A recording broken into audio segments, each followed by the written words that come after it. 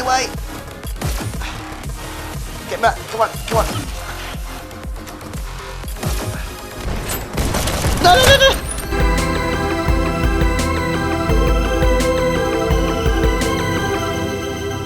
Hello and welcome to the VR Cauldron. I'm Al, and today I'll be dropping in on the main shooters on the Oculus Quest to see if there's been any major changes. So if you love VR shooters, I love VR shooters, so you should probably subscribe.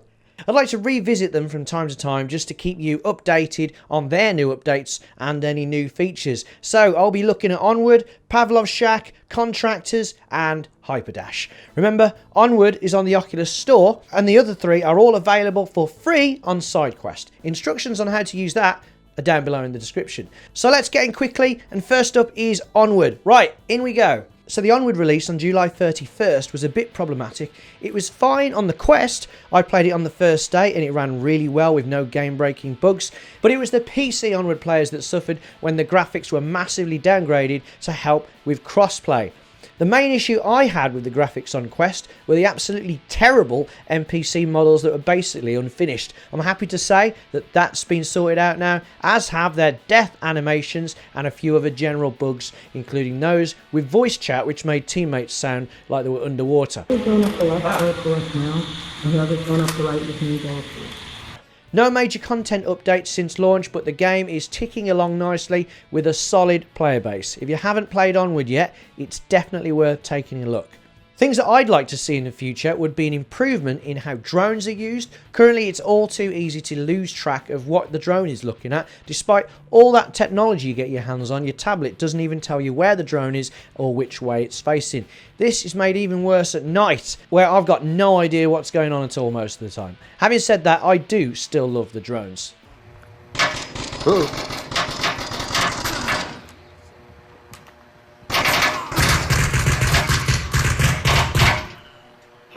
Shot you there. Oh, I see.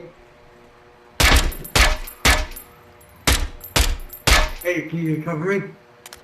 Yeah, it's footsteps. Cover me. Oh, hang on, hang on. Hey! Hey! Hey, the enemies aren't, do they not see through anymore?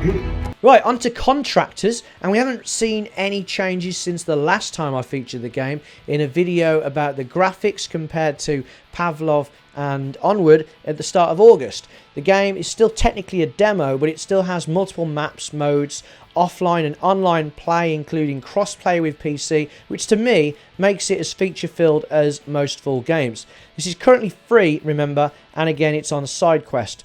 The last update was on July the 26th, and I really hope it will continue to get updates, but that was quite a long time ago now. If they managed to make this game into a full release, it would most likely outsell the PC VR game extremely quickly. It still plays extremely well and looks good enough, apart from a few graphical bugs I noticed this time around, and the good models are still the best of any Quest shooter.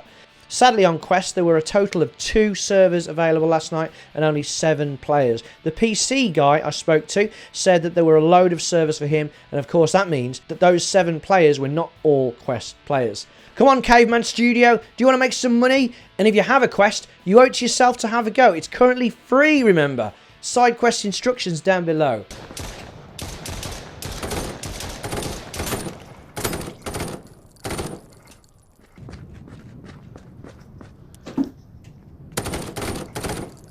Oh man, I can't see a thing.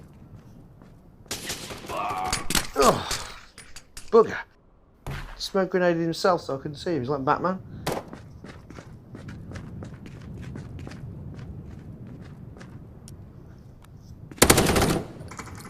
Hey!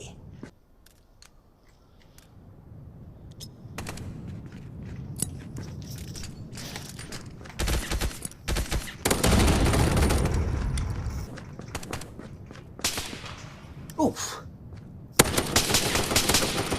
And very briefly, let's go back to Pavlov Shack, as I've already looked at update 23C in the previous video. It's both got custom maps and custom game modes, but still no one's playing. There were a few servers playing Trouble in Terrorist Town, but none playing the new modes, so I didn't bother logging in this time.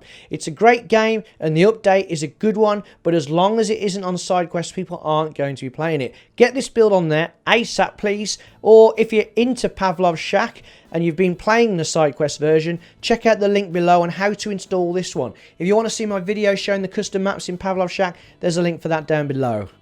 Right, so moving away from the military sims and into the future with the brilliant Hyperdash, which has had yet another update. I've featured this game twice recently, and despite its alpha state, it's received a 9 out of 10 from me already, and it's got even better since then. I'm sure they're doing it because they're fans of Spinal Tap, but I'm not going to be able to give an 11, sorry.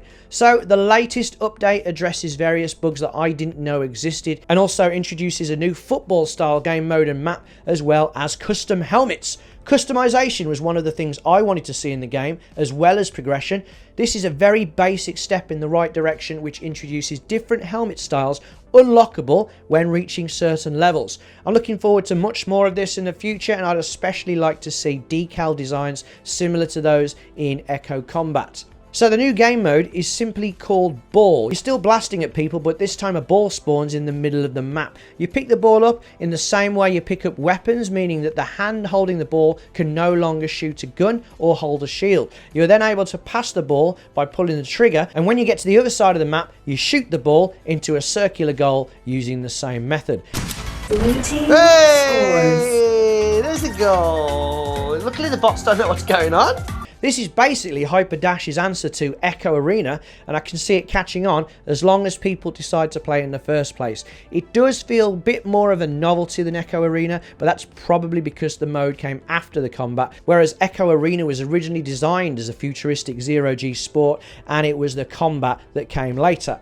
Sadly, there were no ball servers with players, so I jumped in with some bots. None of them really knew what they were doing, so I was able to score some beauties unopposed and never really had to worry about them trying to score in my goal. I definitely want to check back again and see if anyone plays it, so if you do, let me know. Maybe I'll be able to pop in with you guys. I can see it becoming quite popular. The difference to this and Echo Arena, apart from gravity, is that you still have your guns, so it may become frustrating if you're about to score, but you get shot. But it is an interesting dynamic that isn't seen in real life sport. I wonder why. Remember, Hyperdash won't update itself, so if you're on Quest, you'll need to reinstall it from SideQuest again. On PC, you'll have to visit the Discord server and re-download the game files. Links to those things are below. Come on, dude. Right. Come on, I'll go you. No, don't.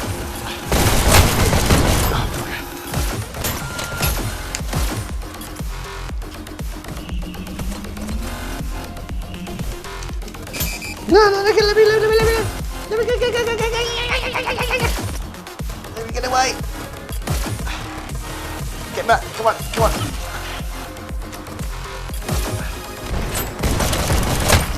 No. Jesus Christ. No, I missed. Scores. No one's left. Woohoo! Don't forget, soon to be joining the family of Oculus Quest first-person competitive shooters will be Solaris, Off-World Combat coming at the end of the month, and I'll definitely be adding that to the roster of games that I'll be updating you on. So that's it for this dose of Quest PvP first-person shooter news. If you enjoyed the video, don't forget to hit the like button, and if you want to see more, don't forget to subscribe. Remember, by hitting like, you're letting me know that this is the kind of stuff you want to see. Did I miss any games out, or are there any more features you would like to see in these games? Let me know that in the comments. So, I've been Al. Thanks for watching the VR Cauldron. Take care of yourselves, and I hope to see you again next time. See ya!